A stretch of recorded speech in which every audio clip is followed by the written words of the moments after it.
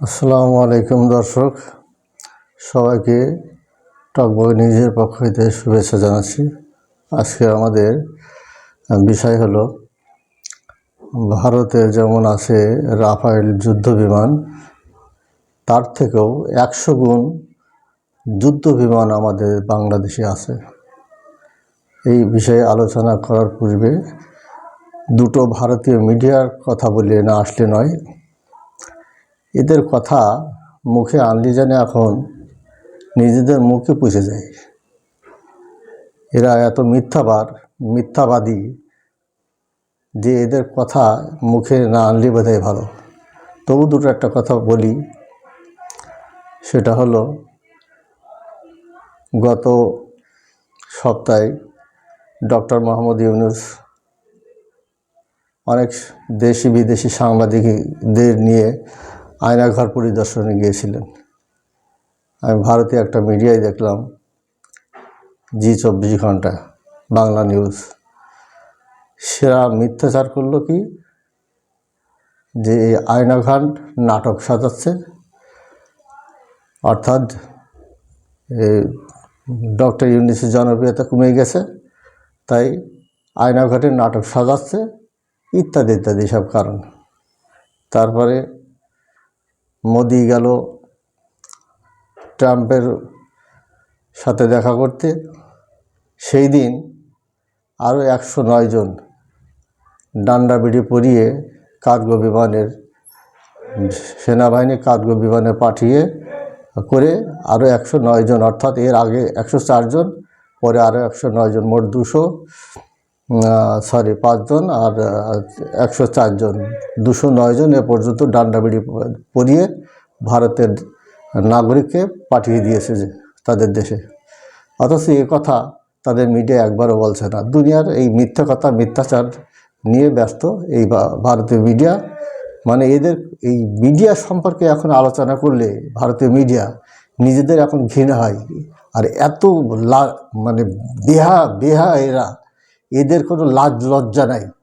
মানে আমাদের দেশের মানুষ এত যে এদের মিথ্যাবাদী এত মানে ঘৃণা প্রকাশ করছে, তারপরেও এরা মিথ্যাচার করছে। মানে এদের মিথ্যা মানে শেষই হচ্ছে না। তো এদের কথা আর বলতে মন চায় না। এরা মানে এদের কথা না বলাই ভালো। মানে দুনিয়ার বাজে, আমার মনে হয় পৃথিবীর এত বাজে মিডিয়া, ভারতীয় মিডিয়া উপরে মিডিয়া আর নেই, একবারে যাচ্ছে তাই একেবারে। এদের মিডিয়ার সম্পর্কে কথা বললে নিজেদেরকে ঘৃণা লাগে। তো যাই হোক, মূল আলোচনা আসি। সেটা হলো যে কথা বলছিলাম যে আমাদের ওদের রাফায়েল বিমান আর আমাদের ওর থেকে 100 গুণ যুদ্ধ বিমান আছে। কথাটা শুনলে অনেকে বেশ অবাকই হচ্ছেন, কিন্তু আমি সংক্ষেপে ব্যাখ্যা করে জানাচ্ছি যে ওই বাংলার এক গোপাল ভাঁড় আছে, নাম হচ্ছে শুভেন্দু অধিকারী। সে মাঝে মধ্যে আমাদের ভয় দেখায় যে রাফায়েল বিমান 2-1টা দেখা ঘোরাই নিয়ে আসুক, তাতে ওরা হিগেমিতে ছাঁচড়াই করে ফেলবে, অর্থাৎ আমরা পায়খানা করে ফেলবো। আরে বেটা, আমাদের যে জিনিস আছে, ডক্টর ইউনূস তোদের রাফায়েল 100টা রাফায়েল বিমানের থেকেও আমাদের ডক্টর ইউনূস আছে। তোদের 100টা রাফায়েল বিমানের থেকে আমাদের ডক্টর ইউনূস 100 গুণ শক্তিশালী। তোদেরকে জ্বালিয়ে পুড়িয়ে সারা জীবন শেষ করে দেবে সে যদি যতদিন ক্ষমতায় থাকবে। এটা কি তোরা জানিস? এটা মোদি জানছে। মোদি অনেক মিথ্যাচার করেছে, অনেক ষড়যন্ত্র করেছে। ইসকন মিডিয়া হিন্দু দিয়ে, তারপরে মিডিয়া অপপ্রচার দিয়ে, তারপরে ওই ট্রাম্পের পায়ে ধরে, ইউরোপীয় ইউনিয়নদের পায়ে ধরে, পশ্চিমাদের পায়ে ধরে নানান রকম ষড়যন্ত্র করেছে। আওয়ামী লীগদের দিয়ে ষড়যন্ত্র করেছে, ছাত্রলীগ দিয়ে ষড়যন্ত্র করেছে, শেখ হাসিনার ওখানে বসায় নানান অপপ্রচার করায় ইউনিট সরকারের মানে বেকায়দা ফেলার জন্য বহু চেষ্টা করেছে। শালা সব কিছুতে গোহারা হেরে গেছে, একেবারে গোহারা হেরে এখন সে নাকে খত দিয়েছে। কিন্তু এই কথাটা তারা তাদের মিডিয়াতে প্রচার করছে না।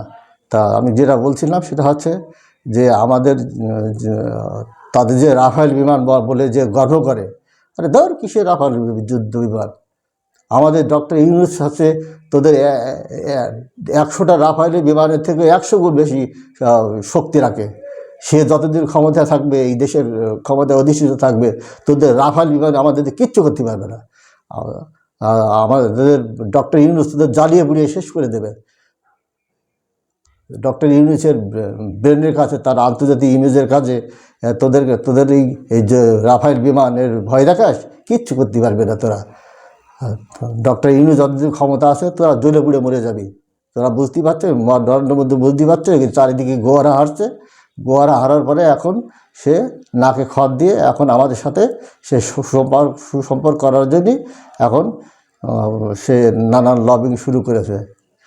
তো যাই হোক, সবাই ভালো থাকবেন।